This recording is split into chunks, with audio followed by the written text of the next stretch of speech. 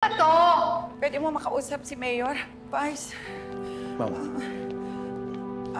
pwede bang maglabas ng saloobin at malaman kung ano bang nangyayari sa paglilipat ng pondo? Aga-aga nyo naman magreklamo? Teka lang Mayor, Vice Mayor at Congresswoman ang dinadaot ninyo. Ma'am, marahil nasusunod na kayo ng mga kasamahan ninyo ng maling informasyon.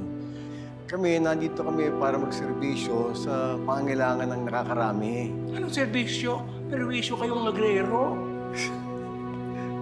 Vice, pwede naman magtanong, bakit nyo ba inalis yung budget para sa senior citizen at sa urban poor at bakit nyo binawasan yung budget sa edukasyon?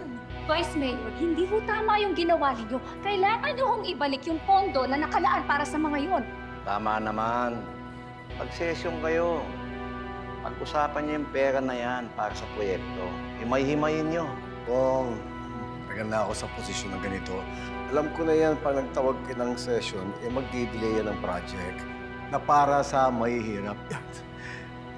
Yung ba ang gusto niyo mangyari? Ma-delay yung project para sa mahihirap. Yung ba gusto niyo? What the hell are you all doing here? Especially you. Ang lakas ng loob niyong kalabanin ako. May I remind everyone here who you're talking to. You're talking to the mayor. Mayor, pwede naman po siguro akong magtanong.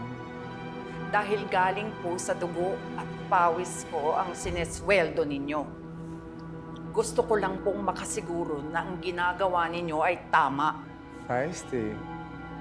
I like that. Ma'am, wala kaming ginagawang masama para husgaan mo ng ganyan. I just started as mayor. Baka mas mabuti, panoorin niyo na lang kung anong gagawin namin para pasayahin lahat ng buhay ng mga Manileño. Wag.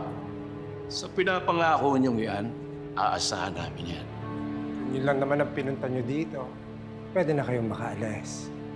O baka naman gusto niyo ipakaladkad ko pa kayo. Tagal na tinding. Alis na tayo. Ma'am, bukas sa opisina ko pag ano man ang kailangan ninyo. Maraming salamat. Goodbye, Congressman.